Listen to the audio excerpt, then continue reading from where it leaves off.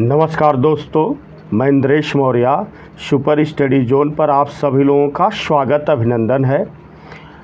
आज हम लोग मौलिक अधिकार से संबंधित एक महत्वपूर्ण मुद्दे पर चर्चा करेंगे और वह कई बार एग्ज़ाम में पूछा जाता है, आईएएस, पीसीएस या अदर एग्ज़ाम में। और उस सिद्धांत का नाम है अधित्याग का सिद्धांत या डॉक्ट्रिन ऑफ वेबर का सिद्धांत। और इस सिद्धांत के तहत हम लोग देखेंगे कि क्या कोई व्यक्ति भारत में अपने मौलिक अधिकारों का त्याग कर सकता है या नहीं कर सकता। इस मुद्दे पर हम लोग चर्चा करेंगे। तो सबसे पहले हम लोग ये देखेंगे कि मौलिक अधिकार किसे कहा जाता है। तो मौलिक अधिकार का उल्लेख भाग 3 में है, अनुच्छेद 12 से लेकर 35 तक है। और मौलिक अधिकार से संबंधित पहला लिखित दस्तावेज़ 1215 ईस्वी का किंग जॉन का घोषणा पत्र है। मौलिक अधिकार उसे कहा जाता है जो व्यक्ति के सामाजिक, आर्थिक, राजनीतिक, नैतिक एवं आध्यात्मिक विकास के लिए सहायक हो या व्यक्ति के व्यक्तित्व के विकास के लिए सहायक हो, उसे हम मौलिक अधिकार कहते हैं। और भाग 3 के अधिकार ही मौलिक अधिकार हैं। तो आज हम लोग चर्चा करेंगे क्या कोई व्यक्ति भारत में मौलिक अधिकारों का त्याग कर सकता है कि नहीं कर सकता। तो सबसे पहले हम लोग अमेरिका में देखते हैं कि क्या अमेरिका में कोई व्यक्ति अपने मौलिक अधिकारों का त्याग कर सकता है कि नहीं कर सकता।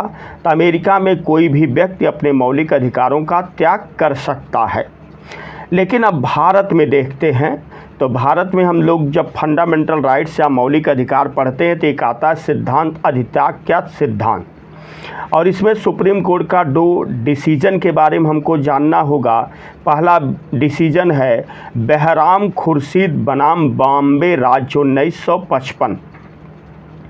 और दूसरा डिसीजन है विशेषरनाथ बनाम इनकम टैक्स कमिश्नर। और यह डिसीजन कब है? 1959 में है। और इसमें सुप्रीम कोर्ट यह डिसीजन देता है कि भारत में कोई भी व्यक्ति अपने मौलिक अधिकारों का त्याग नहीं कर सकता। अब यहाँ पर प्रश्न बनेगा कि भारत में कोई व्यक्ति अपने मौलिक अधिकारों का त्याग क्यों नहीं कर सकता। यदि हम इस दोनों डिसीजन को देखें, सुप्रीम कोर्ट को देखें, तो सुप्रीम कोर्ट का कहना है कि भारत की जनता जो है बहुत ज़्यादा शिक्षित नहीं है और वह अपने अधिकारों के बारे में नहीं जानती है, गरीब भी है और कुछ लोग उसका दुरुपयोग कर सकते हैं।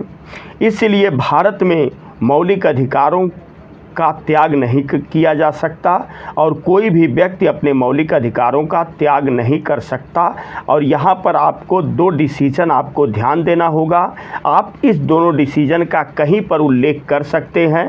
पहला है बहराम खुर्शीद बनाम बॉम्बे राज्य 1955 और दूसरा है विशेषरनाथ बनाम इनकम टैक्स कमिश्नर, यह 1959 में डिसीजन है। और इस दोनों डिसीजन का प्रयोग करके आप ये बता सकते हैं कि भारत में कोई भी व्यक्ति अपने मौलिक अधिकारों का त्याग नहीं कर सकता।